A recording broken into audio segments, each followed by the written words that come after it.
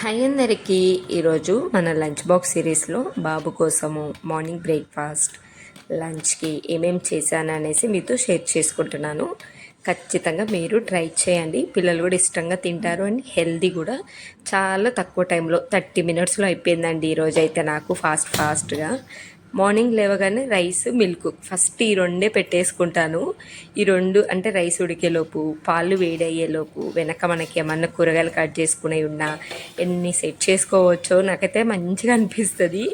ఇలానే ఉంటుందండి డైలీ. నేను ఫస్ట్ రైస్ పాలు పెట్టుకున్నాకనే నెక్స్ట్ ఏమైనా చేస్తాను. అండ్ ఈరోజు లంచ్కి అయితే నేను బొబ్బర్లతో రైస్ చేస్తున్నాను. వీక్లీ 2-3 టైమ్స్ ఇలా పప్పులతో చేయండి రైస్.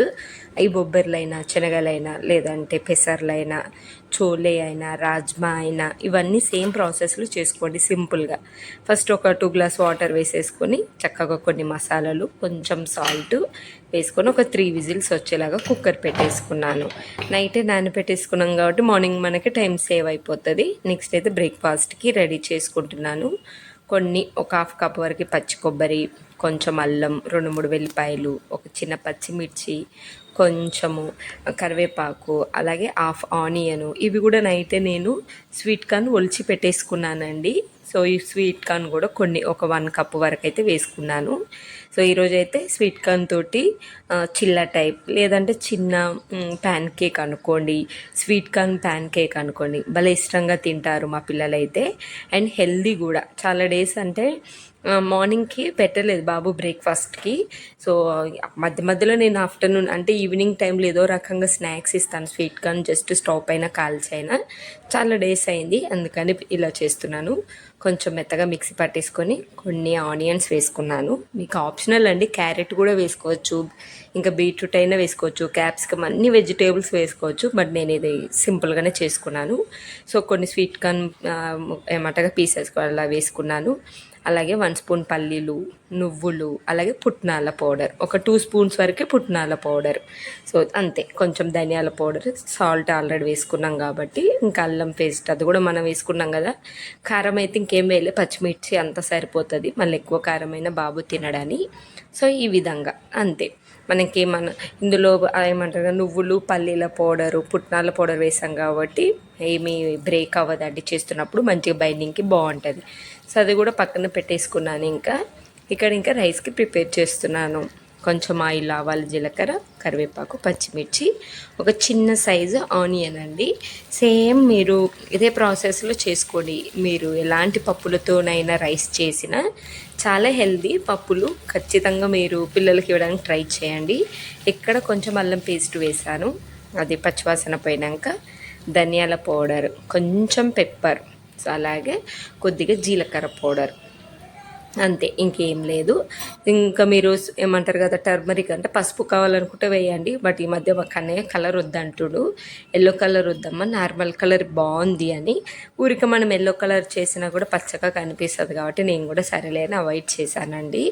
నెక్స్ట్ అయితే కుక్ చేసుకున్న ఏమంటారు కదా బొబ్బర్లు. బాగుంటుంది టేస్ట్ కూడా. మా పిల్లలు అయితే పప్పులు అని భలే ఇష్టంగా తింటారు. అండ్ రైస్లో కూడా మధ్యలో తగులుతుంటే బాగుంటుంది కదా. ఖచ్చితంగా వీక్లీ ఒక్కసారైనా 2 సార్లు అయినా ఇవ్వడానికి ట్రై చేయండి. ఓకేనా. నెక్స్ట్ అయితే ఇంకా కుక్ చేసుకున్న రైస్ వేసి ఈ విధంగా మంచిగా కలుపుకోండి. అంతే, సింపుల్. చాలా తక్కువ టైంలో సింపుల్గా అయిపోతుంది. మనం ఈ బొబ్బర్లు అన్నీ నైటే పెట్టేసుకున్నాం అనుకోండి రెడీ చేసుకొని. సో నెక్స్ట్ డేకి టైమే పట్టదు. నాకే 35 మినిట్స్ పట్టిందండి. అంటే వీడియో చేస్తుంటే స్లోగా ఉంటుంది, ఒకదాని తర్వాత ఒకటి చేస్తూ ఉంటాను. సో అలా అంటే బ్రేక్ఫాస్ట్ అంటే లంచ్ ప్రిపేర్ చేసిన తర్వాతకి ఇక్కడ బ్రేక్ఫాస్ట్ అలా మీకైతే ఇంకా అటు ఇటు ఏముండదు కదా, ఫాస్ట్గా చేసుకోవచ్చు కాబట్టి చాలా క్విక్గా అయిపోతుంది. నెక్స్ట్ అయితే ఇంకా రైస్ అయితే అయిపోయింది. బ్రేక్ఫాస్ట్ కోసము స్టవ్ మీద చపాతీ ప్యాన్ లేదంటే దోశ ప్యాన్ పెట్టేసి ఈ విధంగా కొంచెం మందంగా ప్రెస్ చేసుకోండి. అంతే. ప్యాన్ కేక్ లాగా లేదంటే చిల్లా అనుకోండి. భలే టేస్ట్ ఉంటుందండి స్వీట్ కార్న్. నార్మల్ కార్న్తోనైనా బాగుంటుంది. స్వీట్ కార్న్ ఏంటంటే కొంచెం స్వీట్గా ఉంటుంది కాబట్టి ఇంకా టేస్టీగా ఉంటుంది. పైనుంచి కొంచెం కలర్ఫుల్గా ఉండడానికైతే కొంచెము నువ్వులు, వైట్ కలర్ నువ్వులు వేసి లైట్గా ఆయిల్ సిమ్లో పెట్టండి.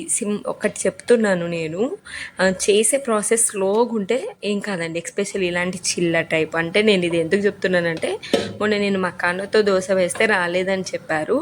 అవి లూజ్ అవ్వద్దు బ్యాటరు, అవన్నీ చూసుకోండి. అయినా ఒక్కసారికి కొత్తది ఏదైనా ట్రై చేయాలంటే ఎవరికైనా పోతుంది.